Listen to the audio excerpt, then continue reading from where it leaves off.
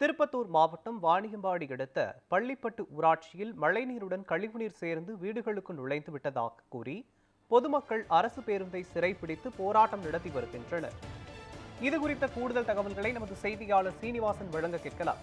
சீனிவாசன், வணக்கம். திருப்பத்தூர் மாவட்டம் பள்ளிப்பட்டு அருகே மழைநீருடன் கழிவுநீர் கலந்து வீடுகளுக்குள் புகுந்ததால் குடியிருப்பு வாசிகள் அவதியடைந்து போராட்டத்தில் ஈடுபட்டு வருகிறார்கள். தொடர்பான விவரங்கள் என்ன, சொல்லுங்க. நிச்சயமாக மோகன், திருப்பத்தூர் மாவட்டம் வாணியம்பாடி அடுத்த பள்ளிப்பட்டு ஊராட்சியில் சுமார் 700க்கும் மேற்பட்ட குடும்பங்கள் வசித்து வருகின்றன. இந்த பகுதியில் கழிவுநீர் செல்ல வழி இல்லாமல் கால்வாய்கள் மூலமாக கழிவுநீர் வெளியேறி அருகே உள்ள ஒரு தனியார் நிலத்தில் சென்று கொண்டிருந்தது. அதன் பின்னர் அந்த நிலத்தின் உரிமையாளர் அங்கு கழிவுநீர் செல்லாதவாறு மண்ணை கொட்டி அடைத்து விட்டிருக்கிறார். அதன் பின்னர் அந்த பகுதியில் செல்லும் கழிவுநீர் வெளியேறாமல் அங்கேயே, அதாவது குடியிருப்பு பகுதியிலேயே கழிவுநீர் கால்வாய்கள் தேங்கி துர்நாற்றம் வீசி வந்திருக்கிறது. இதனால் அப்பகுதி மக்களுக்கு பல்வேறு நோய் தொற்றுகள் ஏற்பட்டு வருவதாகவும், தங்கள் பகுதியில் கழிவுநீர் முறையாக வெளியேற்ற நடவடிக்கை எடுக்க வேண்டும் என்றும் இது குறித்து அப்பகுதி மக்கள் ஊராட்சி நிர்வாகத்திடமும் மாவட்ட நிர்வாகத்திடமும் கடந்த 1 வருடங்களாகவே பலமுறை கோரிக்கை வைத்து வந்திருக்கிறார்கள். ஆனால் அதற்கு அதிகாரிகள் நடவடிக்கை எடுக்கவில்லை என்று கூறப்படுகிறது.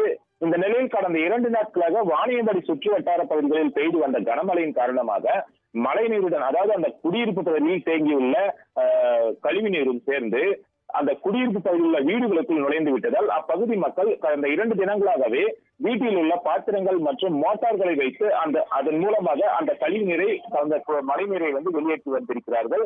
வீடுகளில் விஷப்பாம்புகள் மற்றும் பூச்சிகள் புகுந்து விடுவதாகவும் அப்பகுதி மக்கள் குற்றச்சாட்டை வைத்திருக்கிறார்கள்.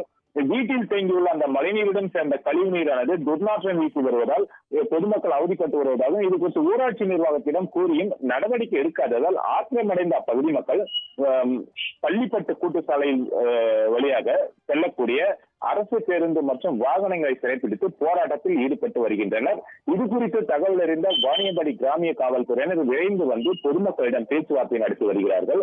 இதனால் சுமார் 1 மணி நேரத்திற்கு மேலாக போக்குவரத்து பாதிக்கப்பட்டிருக்கிறது. இந்த பள்ளிப்பட்டு கூட்டு சாலை என்பது தமிழகத்திலிருந்து ஆந்திரா மாநிலம் குற்றம் வரை செல்லக்கூடிய ஆந்திரா பேருந்து மற்றும் தமிழக அரசு பேருந்துகள், தனியார் மினி பேருந்துகள் செல்லக்கூடிய முக்கிய பிரதான சாலையாக உள்ளதால் பொதுமக்கள் சாலை மறியலில் ஈடுபட்டதால் பயணிகள் மிகவும் அவதிப்பட்டு வருகின்றனர். தற்போது வாணியம்பாடி டிஎஸ்பி மகாலட்சுமி தற்போது போராட்டத்தில் ஈடுபட்டுள்ள பொதுமக்களிடம் பேச்சுவார்த்தை நடத்தி வருகிறார். மோகன், விவரங்களுக்கு நன்றி சீனிவாசன்.